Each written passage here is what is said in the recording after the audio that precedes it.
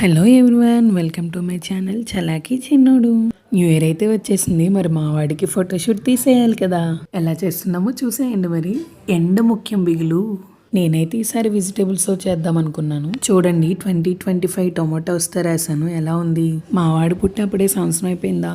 కాదు కాదు, సంవత్సరం మారింది. ఇక్కడైతే మా వాడికి నిచ్చెనేస్తున్నాను, అది ఎక్కి నెక్స్ట్ ఇయర్లోకి వెళ్తాడని.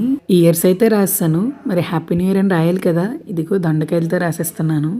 ఇవైతే చిన్న చిన్నగా ఉంటాయి కాబట్టి నేను దొండకాయలు తీసుకున్నాను.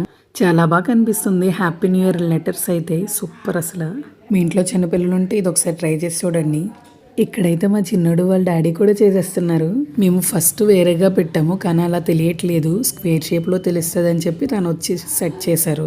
ఏదో టైం పాస్ అవ్వక కాదు, కానీ ఇవే మెమొరీస్గా ఉంటాయి కదా. ఓ మా మమ్మీ నాకు ఇలా చేసిందా అనుకుంటాడు వాడి పెద్దయ్యాక. ఫైనల్గా వాళ్ళ డాడీ కూడా పార్టిసిపేట్ చేశారు. యాక్చువల్లీ మా బావకు అసలు ఫొటోస్ ఎక్కడం తీయడం అలాంటి ఏమీ నచ్చవు, కానీ మనం ఊరుకుంటామా, మార్చేసాం. మరీ అంతగా దిగకపోయినా పర్వాలేదు, బాగానే దిగుతారు. మెయిన్ ఇచ్చేయాలన్నా బాగా ఎంకరేజ్ చేస్తారు. మరి మీరు మీ పిల్లలకి న్యూ ఇయర్కి ఏ థీమ్తో తీసారో కామెంట్ చేసేయండి. ఇంకా మావాడు కూడా రెడీ అయిపోయాడు. ఇంకా ఫైనల్ అవుట్పుట్ అయితే చూసేయండి. కొత్త సంవత్సరం అంటే కొత్త ఆశలు, కొత్త కళ. మా చలాకీ చిన్నోడు చిరునవ్వుతో స్టార్ట్ అయింది మాకు ఇయర్ అయితే.